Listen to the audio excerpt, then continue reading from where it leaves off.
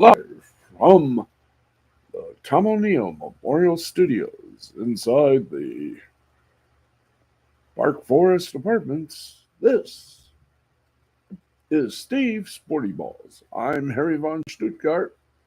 We have a lot to do, and if we have time, Steve will do karaoke. Boy, do we hope we got a long show. Here he is, Mr. Cool himself, who was this last night after the broadcast. Well, I'll let him tell you. Here's Steve. And how do you do, everybody? Welcome to another little attempt to cause harm to other sportscast brains. Gotta show you something. On our trip to Pennsylvania, stopped at a Walmart, and my friend Deborah uh, gave me a surprise. There you go. Yes, friends, that is. I wore this. I wore this last night. Not sure, but it is, of course, Patrick's star. So there you go. And now I'm wearing the second thing I got. This I got myself because I am a fan of Hawaiian shirts. Anyway, so what's with the mussed up hair, you may ask? Well, last night after the broadcast, and a few little other things, I had a little itty little problemo. And that problem was simple. I didn't eat too much, and well, about 3 in the morning, my blood sugar bottomed out. Lesson learned: make sure you're eating something that is good and filling. And by the way, if I ever have any more problems with my chest, I know what to take. Little nitroglycerin. It's going to be on my pseudo table here. Tomorrow, I'm going to still take it a little easy. I got a couple of appointments to rectify, and also a trek to Walmart. So that's all tomorrow. Anywho, yeah, that's my duties tomorrow. Anywho, my duty is to you, the folks out there. If you want to go in the chat room, please do. Our chat room is open. I'm planning on doing a little something later in the month, but I'm not going to jinx it. Monday, yes, I'm still going to go to Lansing to attend the career fair. I got to get me some business cards, and I got to get some made. Unfortunately, I might just go there just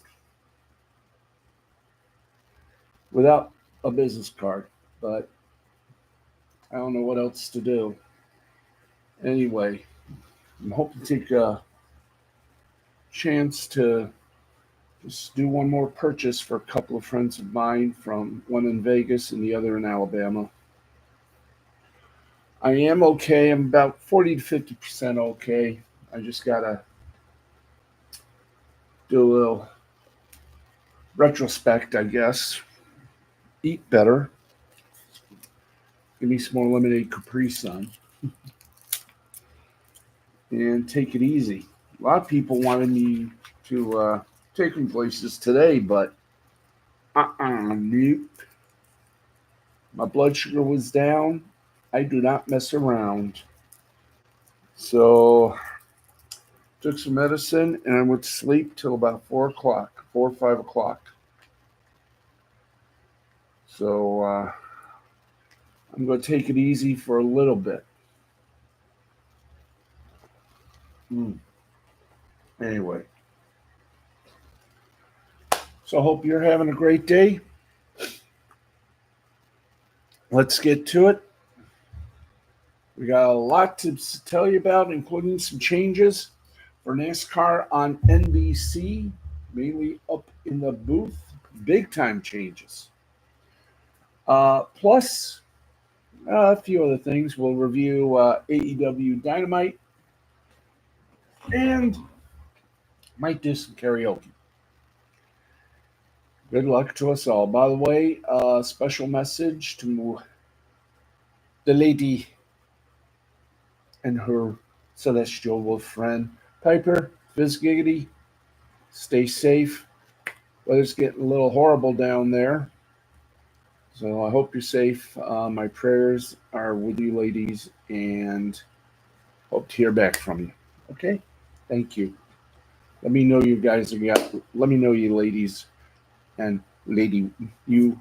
Let me know if you, Lady Piper, and the Grand Lady Celestial Wolf are okay in perfect harmony. Right now, let's give you a look-see at free agency. Day 4, the winners and losers. Didn't get a chance. I think we did go day 3, but if we didn't, my apologies. 4 days into the start of the NFL free agency, they have come and gone. And as the first wave of player signings come to a close, there are a few trades on day 4. Sam Howell and Desmond Ridder, 2 quarterbacks from the 2022 draft class, were on the move. Ridder to the Arizona Cardinals, Howell with the Seattle Seahawks. Rondale Moore found his way to the Atlanta Falcons as a result of the Ridder trade. Not much activity on day 4 as the previous 3 days. Here are some of the wieners and some of the schnitzel of the from the second day of the new league year. The big winner, Sam Howell. His days were numbered in Washington, but he got a fresh start just a day after the Commanders signed Marcus Mariota. Washington traded Howell to Seahawks in a package that included the Commanders giving the Hawks a 2024 fourth-round pick, which is number 102 overall, and a 2024 sixth-round pick, number 179. Seahawks gave up. Sorry, the Commanders gave up what I just said. The Seahawks gave up a 2024 third-round pick, which is number 78, and a 2024 fifth-round pick, number 152. Hal has nothing to worry about. Oh, there's my microphone. Hey. Oh, boy.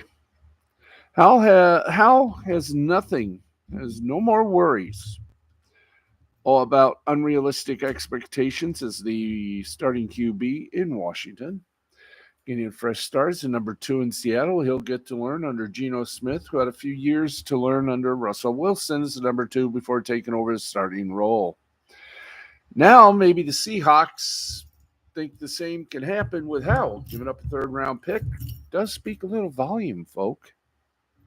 Yes, it does.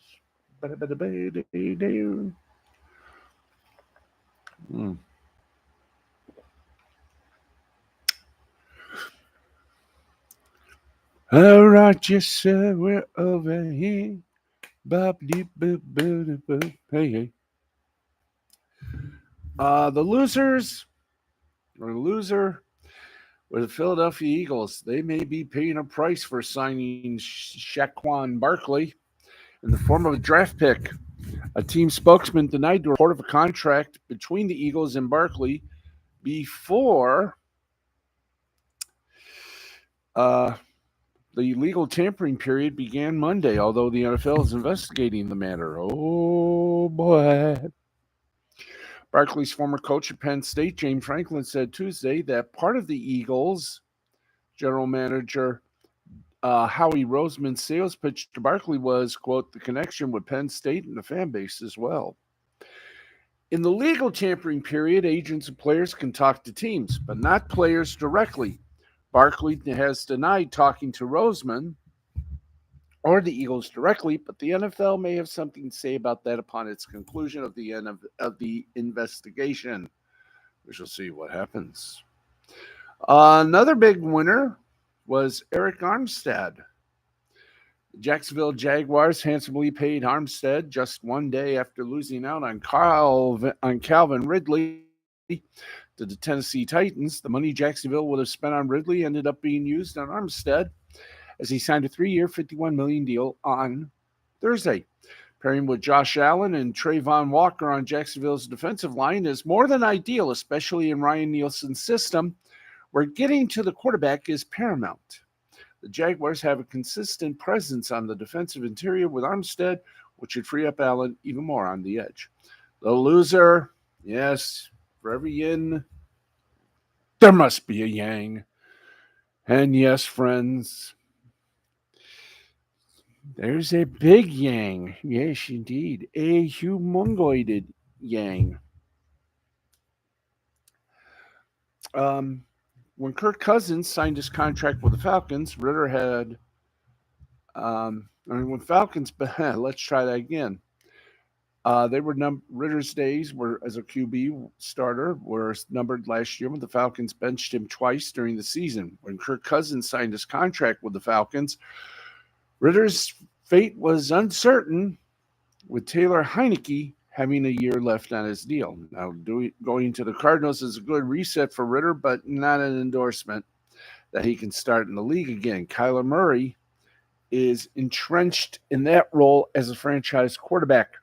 Ritter will have to battle with Clayton Tune for number 2 role, which also isn't an ideal situation for a quarterback who has started games and is still developing as a player. The number 2 job in Arizona isn't even set in stone. Los Angeles Chargers, well, the futures of Khalil Mack and Joey Bosa in those uniforms were uncertain headed until Thursday. Both players had high cap hits and were prime candidates to either be traded or released. Instead, the Chargers got both of their pass rushers to restructure their deals, saving more than $10 million in cap space. Now, in the process, the Chargers would have saved $23 million by trading or releasing Mack and $14 million with Bosa. Defense coordinator Jesse Minter prioritized the edge, so having one of Bosa or Mack was important. He does get both for 1 year at least. Justin Fields winds up loser. There you go. Am I tilting? There you go. I'll tilt right there. Yep, loser. 4 days into free agency, and Fields still hasn't been traded. 2 more quarterbacks were dealt to other teams in Sam Howell and Desmond Ritter, as Howell was sent to a potential suitor in the Seahawks. What teams are left for the Chicago Bears to trade Fields to? The Patriots can just draft a quarterback. Same with the Washington Commanders. They've already signed Marcus Mariota. But, friends, let's not forget the New York Giants signed Drew Lock and already have Daniel Jones under contract. Whatever team Fields ends up with in 2024, there's none better than number 2, número 2. Y doce tenía. Oh, we had more? Yeah, we had more, I think. I think we had more. Let's find out if we did have more. I don't think we had any more. Yeah, let's just find out. There again. Instead, I mentioned his name. I said Justin Fields. Yep, that was it. Day 5 coming up. And we hope you enjoy day 5. It's going to be fun, no? Yes, maybe, perhaps. We shall see. All righty.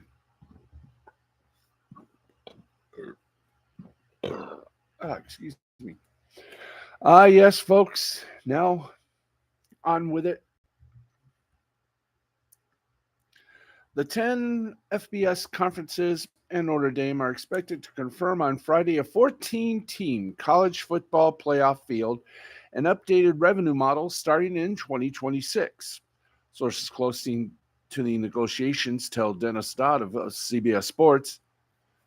Details on the 14-team CFP model will be decided at a later time, but the agreement clears the way for the CFP to agree to a contract extension with the 4-letter network ESPN to broadcast the tournament. New revenue model will significantly benefit the Big Ten and the SEC to the Big East, launching them firmly ahead of the Big 12 and the ACC moving forward. The new contract will pay the Big Ten and SEC 29% of the upcoming contract, sources tell Dodd, which works out to approximately $22 million per school. The ACC will receive 17%, which is $13 to $14 million per school, and the Big 12 will sit around 15%, $12 million per school. The numbers represent a raise across the board as all Power 5 institutions receive approximately $5 million per school in the previous contract. The ACC will receive a slightly higher payoff in the next contract as the league has produced 8 CFP semifinalists to only 2 in the continuing Big 12. According to, of course, ESPN, the proposed contract includes a look-in clause that allows the CFP to adjust payouts in 2028 based on performance or if there is another round of realignment. Count on the second statement to be true. Now, the group of 5 will split 9% of the contract, but the number may not be split evenly among the teams in 5 conferences. The independent schools will split 1%, while Notre Dame will get the bulk at around $12 million, according to various reporters. Now, let's face it, while pressing details around the format have yet to be finalized, the 14-team field playoff represents a departure from the 12-team field, which was agreed to for the final 2 years of the previous media rights contract. The CFP will hold the first 12-team playoff in 2024 as the initial television rights deal is slated to expire after the 2025 college football playoff. Now, when discussions began, sources told CBS Sports the Big Ten, the SEC, would seek to receive as many as 4 automatic qualifiers each, 8 total, in the expanded playoff. Coming out of the first college football playoff management committee meeting, it seemed as if a 3-3-2-2-1 model was getting the most traction. That would have the Big Ten and SEC receiving 3 automatic bids or automatic qualifiers, the ACC and the Big 12 getting 2 each, in the group of 5 being guaranteed a playoff bid with 3 at-large spots remaining. Now, as part of that model, the Big Ten and the SEC sought to be guaranteed the only 2 buys in the bracket on an annual basis with their respective conference champions. And we advancing to the second week of play. Discussions pivoted after that proposed format led to a substantial outcry, with fairness being immediately called into question. Dun, dun, dun, dun. Okay, wowzers. Wowzy woo-woo, kiddos. Okay, we got more info for you coming up. Great, and we do so with a little twist. Okay, we'll get more into the sports, but right now let's pivot ourselves to broadcasting. Some good news. Sports Illustrated may be saved. The bad news might be without the swimsuit issue.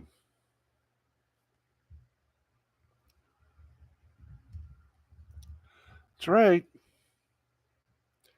Following Sports Illustrated's owner's Authentic Brand Group's January decision to revoke that brand's publication license from operator The Arena Group, a lot of discussion about the future for the company has included talk of Authentic either again licensing SI to Arena under a very revised deal, or striking a publishing deal with another party, with Minute Media, whose current brands include Fansided, formerly at SI, plus the Players Tribune, The Big Lead, 90 Minutes, and Mental Floss, often mentioned in there.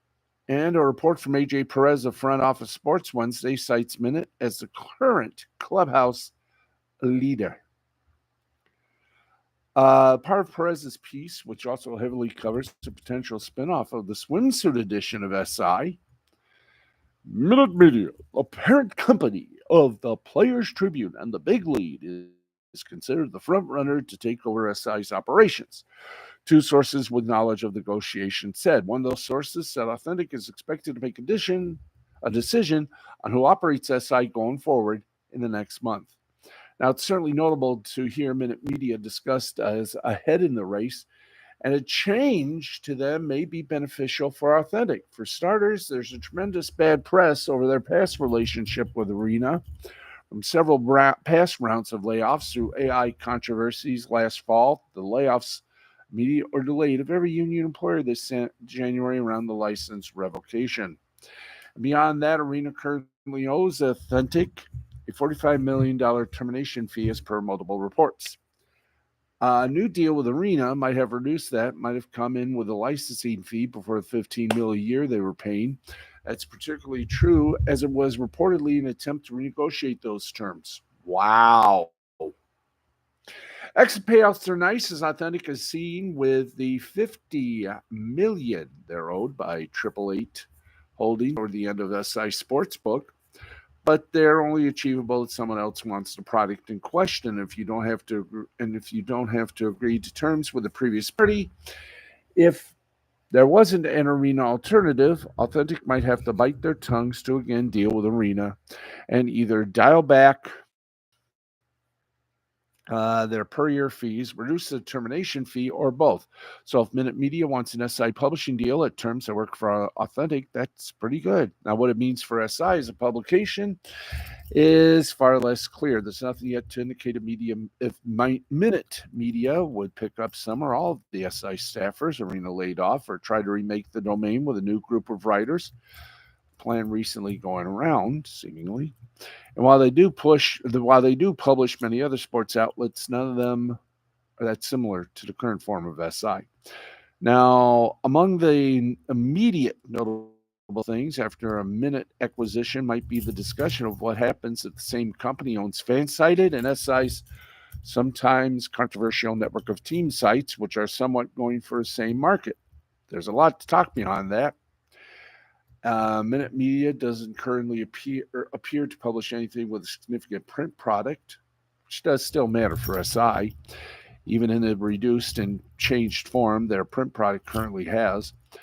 And it would be very interesting to see what focus and staffing they apply to longer form pieces like those traditionally seen in the magazine, whether they're published in print or not. And it's also worth discussing the potential swimsuit spinoff Perez mentions. Some of the key lines on that. Authentic, the licensing giant that owns Sports Illustrated and leases it to the Arena Group, is in advanced discussions to split swimsuit edition lease off from that for SI. A source familiar with the situation tells Front Office Sports the move is actually welcomed. That source says, by the de facto head of the Arena Group, billionaire 5 Hour Energy founder Manoj Bhargava. The 5 Hour Energy founder also, who I do believe owns the Michigan-based news and sports network called Newsnet and Sports Highlights. Now, first, the swimsuit fall back under Authentic's control, much like other SI intellectual property retained when it entered into a licensing agreement with Arena in 2019 to publish SI's print and digital properties. Authentic uses the SI name for its annual Super Bowl party and allowed British bookmaker 888 Holdings to operate an SI branded sportsbook that ended a week ago.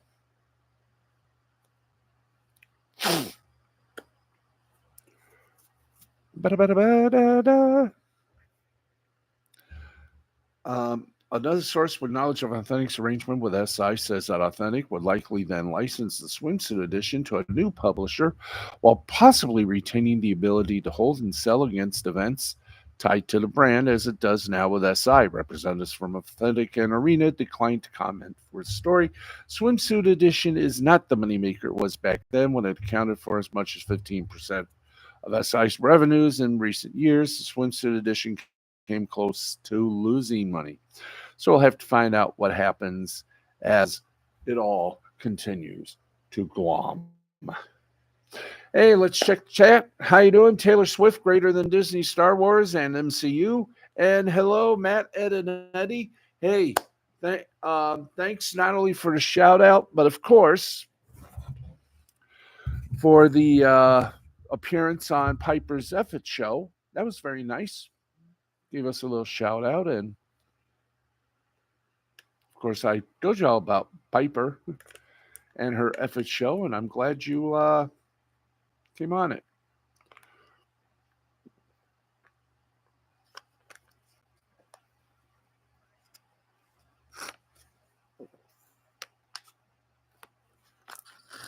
Mm. Mm.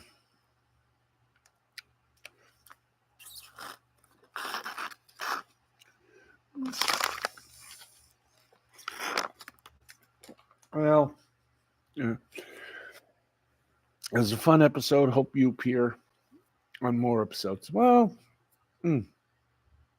I will try my best. I will try my best. That's right. I'm going to try my best.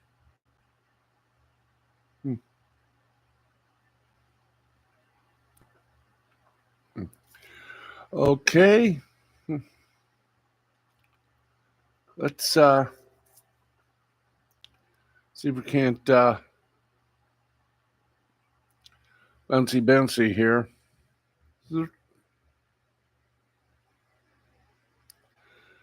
Trying to find a couple of little reports. Okay.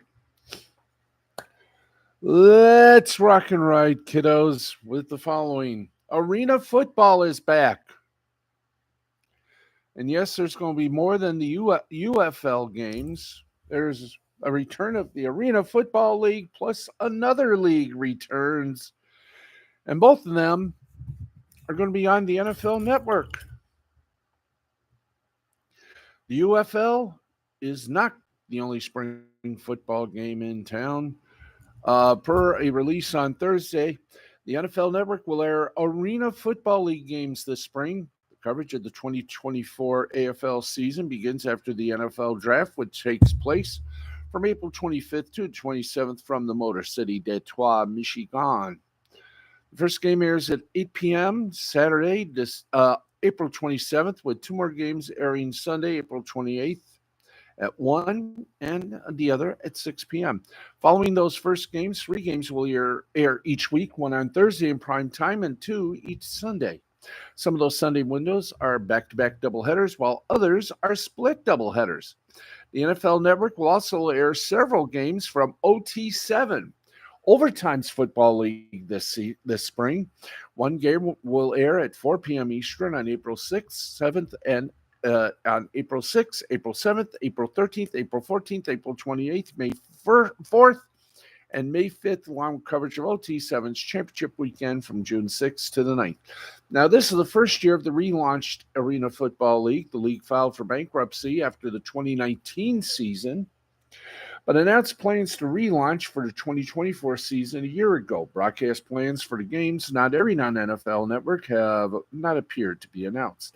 OT7's first season was in the summer of 2022 and featured high school prospects competing in 7 games.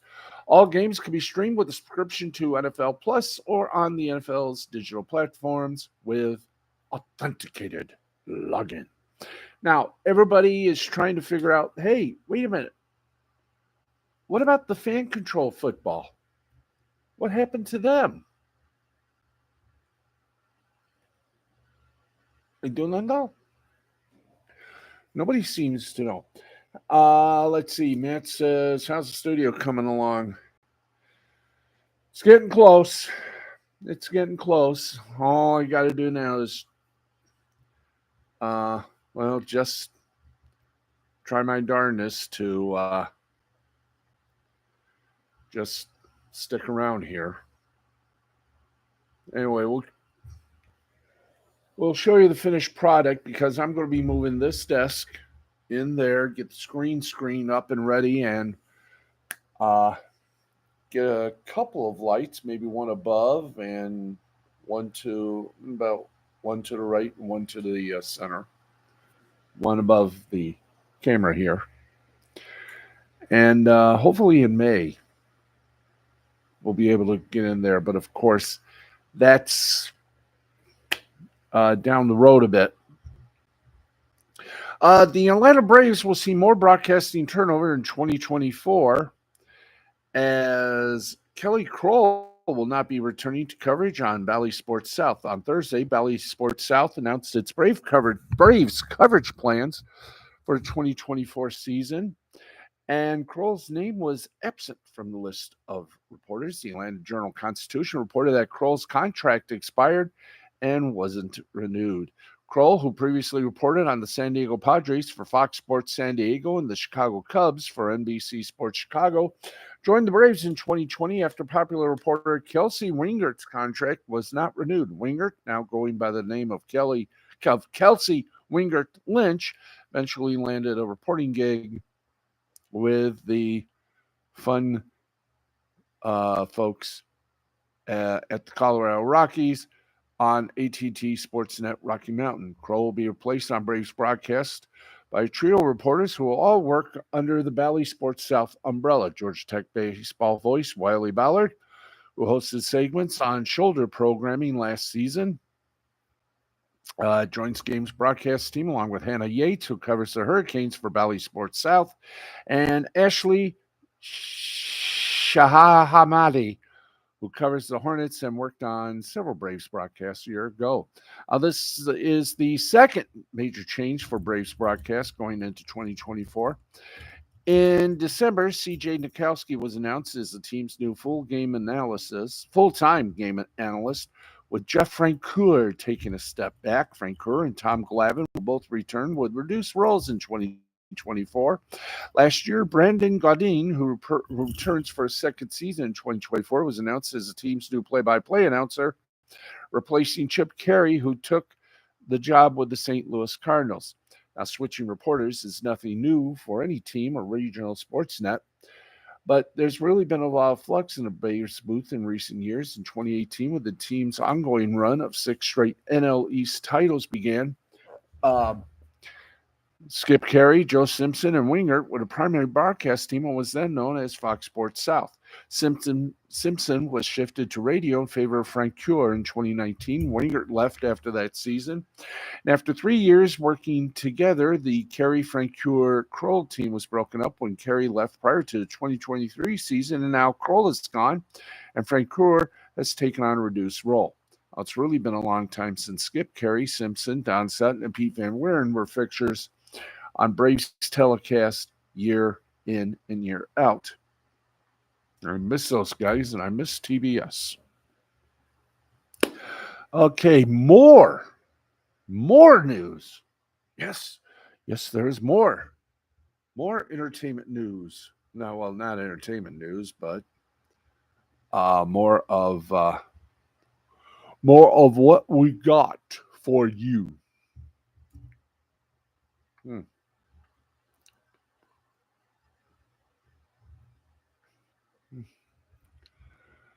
Let's see here. What we got? Yeah.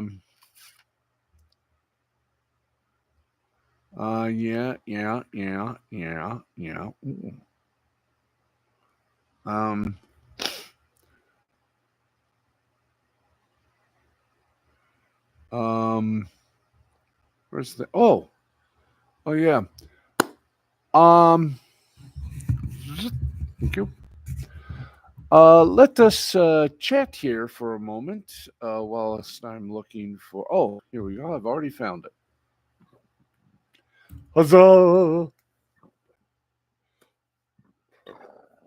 Well, NBC will be making a move after their coverage of the Olympics in Paris later this year. They will make a switch to its NASCAR coverage within the coming months. According to Sports Business Journal, the network has tabbed veteran commentator Lee Diffie as its lead voice for NASCAR Cup Series races following its extended June Olympic break. SBJ Edmund Stern of Sports Business Journal reported the news on Wednesday morning. Lee Diffie will replace Mike Allen as lead announcer. Rick Allen, excuse me. Diffie has been a longtime broadcaster for NBC for much of its racing coverage. His NBC Sports Press Box profile cites his extensive history, which includes calling IndyCar, MotoGP, Supercross, and Olympic coverage. Rick Allen, meanwhile, has been the lead NBC NASCAR voice for 10 years, a decade, generally working alongside color commentators Jeff Burton and Steve Letarte. Dale Earnhardt Jr. had worked with that booth as well from 2018 to 2023 and sometimes took Allen's play-by-play role alongside Burton and Letarte, but he left for the new TNT Amazon package off-season. NBC's IndyCar rights will expire at the end of this year. NBC and IndyCar came to an agreement back in 2019 and then agreed to an extension later that will expire. Now, it's yet to be seen if the network will retain or lose rights to IndyCar, but you wonder with this move to the booth for Diffie if it means that they're willing to give him more because they expect to have less for him to do. Who will get the IndyCar, you may ask? Don't know. ESPN, probably. How about, I don't know, Nexstar? I mean, next year in 2025, they will have the Xfinity series all to their little lonesome. Fox? Or will it all go to Prime Video? Amazon's little friend. Either way, we're going to find out. We're going to have a little fun in the sun and all that there. Let's get back to more news, more sports, and one more story, and then we'll get you all the latest scores and dip into some entertainment news. How's that for you? Okay, tomorrow it's going to be not quite a busy day for me, but oh boy, is it ever going to be a bit busy? Oh crud! I've canceled that. Okay. All right. Here we go. Let's report on that. Okay. Very simple. The NFL and its investigator, Inspector Clouseau, will be investigating allegations that the Falcons and Eagles tampered with Kirk Cousins and Saquon Barkley. As we all know, Cousins signed a 4-year, $160 million contract with the Falcons. During his press conference, let slip that he either met or spoke with the team's athletic trainer and head of public relations before Wednesday. Oops. Teams are not allowed to have direct contact with players during the legal tampering period, so either of those conversations would seemingly constitute a violation of the tampering rules. We will make sure to follow this story because if found in violation of tampering rules, it is likely that the Falcons and their Eagles will be docked some form of draft pick, capital, and or fined, which will probably be a slap on the wrist. Okay. We have some scores to give you, and for that, we have to go the long way. And our favorite person, Dandelion Fluff, I hope you're here. If not, well, that's okay because we're going to make everything a little very happy. And I got to turn this rig around. So there we go. Aha, hee hee, oh, aha, aha.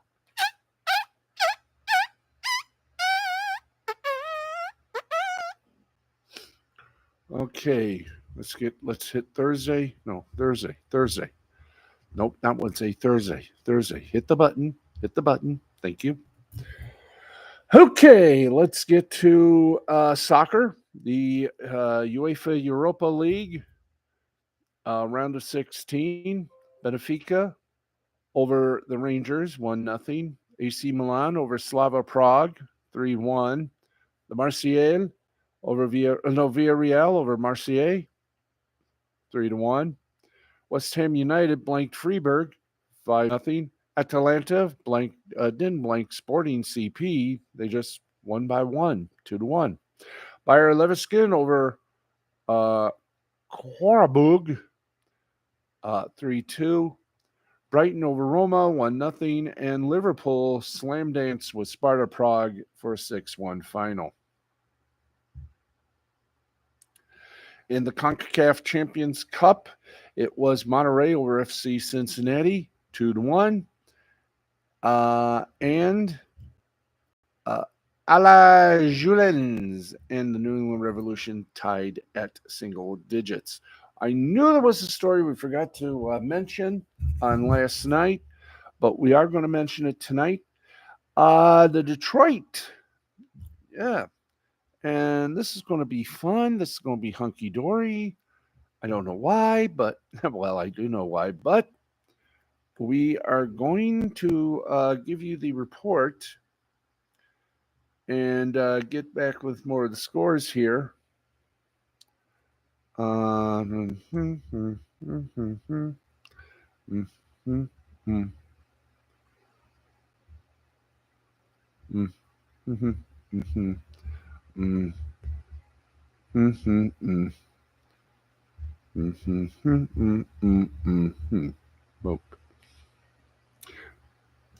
Okay, folks, we got some mighty big news to report.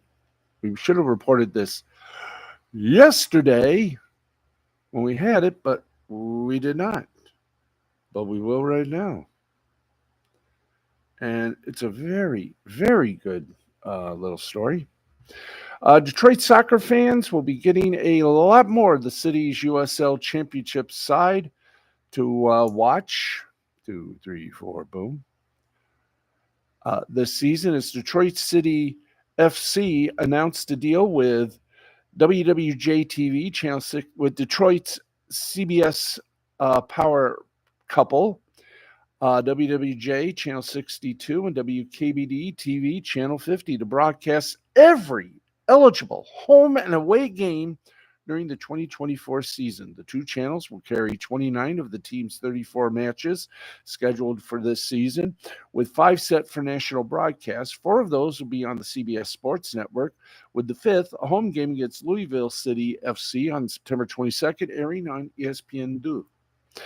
Detroit City Football Club opens its season Saturday on the road against Colorado Springs Switchblades, with the season running till October 26th.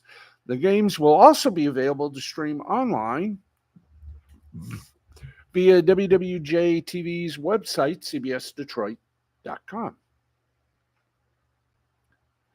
Or cbsnewsdetroit.com, either one.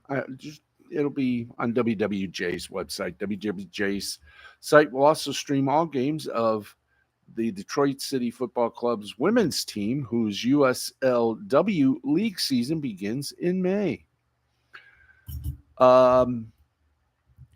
As Alec Wright, the chief creative officer and co-founder of the Detroit City Football Club, had to say to the Detroit Free Press, quote, "This deal is the accumulation of a long-time goal of DCFC, all men's regular season games, home and away, free to watch across the state of Michigan. We know fans become supporters when they can predictably see their club play well, play week in and week out, home and away. This agreement brings us closer to that vision than ever before." The broadcast will feature a pair of announcers with plenty of La Rouge experience. Neil Rule on the mic since 2015. Returns as the play-by-play announcer, will pair with John Kruger with the club since 2017. Detroit City Football Club is entering its 3rd year as part of the USL Championship and is coming off a 19th place finish that featured 11 wins, 15 losses, and 8 draws. The team made headlines in 2022 for its 2-1 defeat of MLS side Columbus in the U.S. Open Cup in a match played in Hamtramck. That season, La Rouge advanced to the USL Championship playoffs, falling in the first round to Memphis FC. So everybody's going to have a little fun tonight. Everybody's going to have some fun, and I can't wait to see Detroit City Football Club. I love those. I love soccer. I also love Aussie football as well. We'll talk about that in the future. Okay, we're at 20 minutes past 12. Let's, if you're ready, here we go. Haha. Also, wow, this just in. TNT Sports is blacking out customers from future NBA broadcast. Multiple NBA matchups will be unavailable to fans in local markets in the coming weeks. That's right. Among the affected games are a Suns Celtic matchup, a Lakers Bucks matchup, and a Mavericks Warriors matchup. There's Of course, Thursday night Suns Celtics game is the first of the matchups to be blacked out on TNT. Now, while the game will be unavailable to Suns fans, or was unavailable to Suns fans in Phoenix, Celtics fans in Boston will be able to view the matchup. Suns fans will be barred from watching a crucial matchup to pull their team out of the play-in tournament field. Ooh. The Suns sit at 38 and 27. And hold the number 7 seed in the West, and win will pull them into the 6th seed ahead of the Sacramento Kings. The Lakers-Bucks matchup on March 23rd is the next to be blacked out in local markets. Bucks fans in Milwaukee will be free to view the game, but Lakers fans in LA won't have access to their team's matchup. They won't have access to a key matchup against top-seeded Bucks as LA battles to stay in the playoffs. The Lakers hold the number 9 seed the playoffs, and win or loss wouldn't move them up or down the standings, but they need every win they can get. And lastly, the matchup between the Mavericks and Warriors on April 2nd. No April Fool's joke or after April Fool's joke on this. It won't show for fans of the Bay Area, while Dallas fans will have unaltered access to see the Mavericks in action. The Mavericks are firmly in the play-in tournament, but the Warriors are barely holding on to that final spot. The play-in tournament kicks off on April 16th. The NBA playoffs begin April 20th. Okay. Easier said than done, don't you think, or don't you think? Okay. Let's see what we got here. Let's see what we got here. Huh? What do we got? Humdingers. Peyton Manning's going to be hosting NBC's Paris Olympic opening ceremony broadcast. Swarn. Oh, yeah. Okay, what else have we got? Let's get out of that and get going with some more scores, because I know there are other scorages we have to do here. We got some baseball, we got some hockey as well. So if we can get to the scores, we will shockingly be done with this, and I don't have to do anything else. I can go to bed asleep. Yay. Okay, let's see. Thursday, guys. Thursday. Thank you. Okay, in the NBA, let's rock it. New York Knicks beat the Sea. Come on. There we go. Thank you. I swear to God, our teleprompter is cursed. Okay. We got one game left in the pack. Do we? Yes, we do. 2:48 left in regulation. It is the Oklahoma City Thunder leading the Dallas. Final scores: Boston Celtics over the Phoenix 7-112. LA Clippers over the Chicago Bulls 126-111. Rockets over the Wizards 135-119. Bucks over the 76ers 114-105. And the Knicks beat the Trailblazers 105-93. College basketball for the men went like thus. North Carolina over Florida State 92-67. UConn over Xavier 87-60. BYU loses to Texas Tech 81-67. In overtime, Utah State wham danced with Fresno State 87-75. Arizona clipped USC 70-49. Houston beat up on TCU 60-45. South Carolina over Arkansas, or Arkansas, if you're down south, 80-66. Providence over Creighton by the score of 78-73. Big old upset. North Carolina State defeated the number 2 ranked Duke Blue Devils 74-69.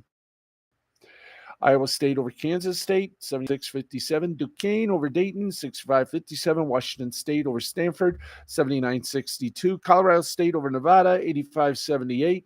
In overtime, Marquette over Villanova 71-65.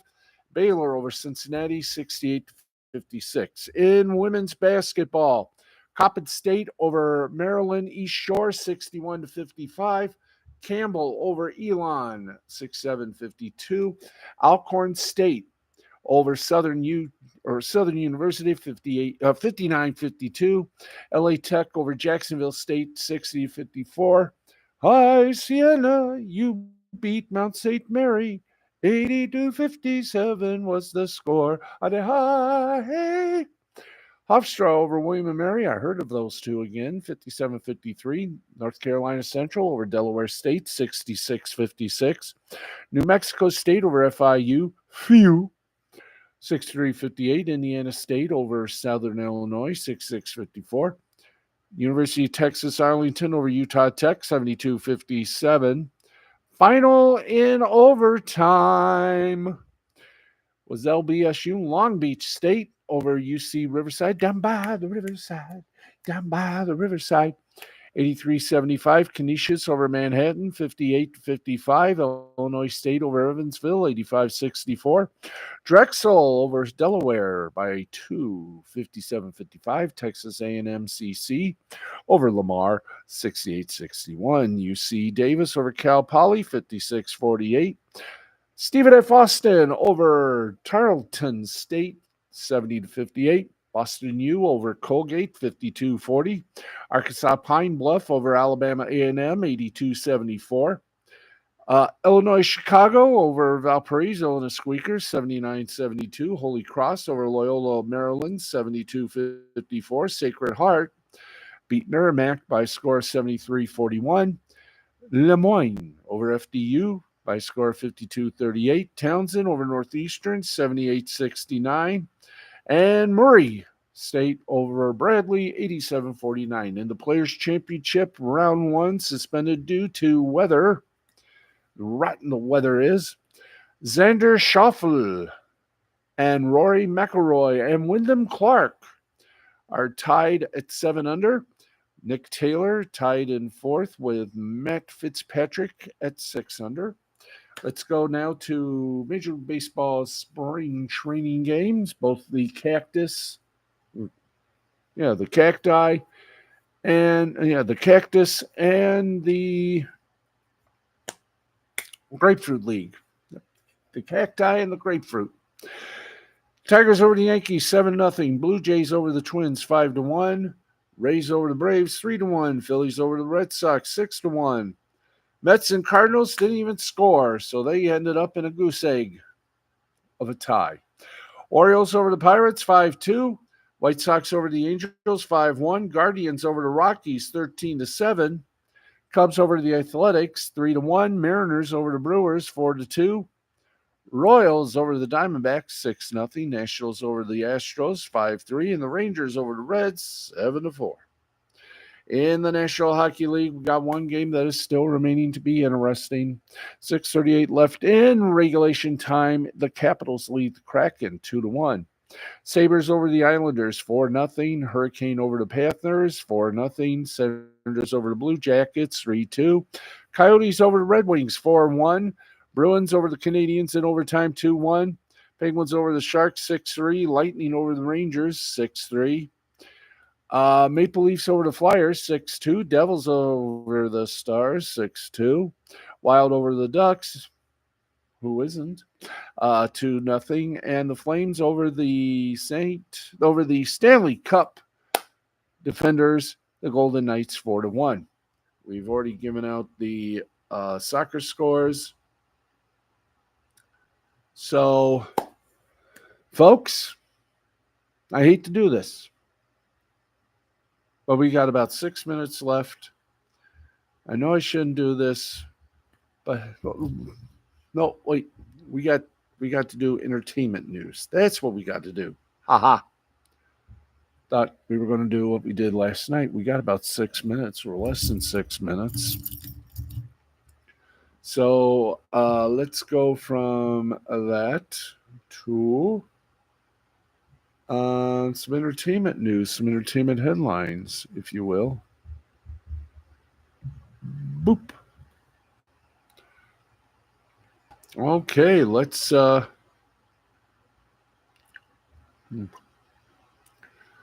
get you some entertainment news. Yes, we must get to the entertainment news. And quickly, because we've got 5 minutes left. So if we got anything in the entertainment headlines, let's do it. There we go. Okay, here's some of the headlines for you. Alec Baldwin asked judge to dismiss involuntary manslaughter indictment. Grey's Anatomy had their premiere tonight. Pierce Brosnan pled guilty to Yellowstone National Park violation. Lindsay Lohan recalls a magic moment her son watched The Parent Trap and didn't fall asleep. Let's see, what else is going on?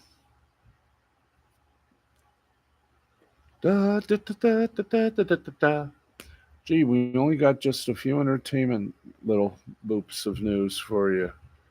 But, there we go. Boop, there we are. Hey, we got it. Huzzah. And let's see. CBS Daytime is poised for a big old shakeup.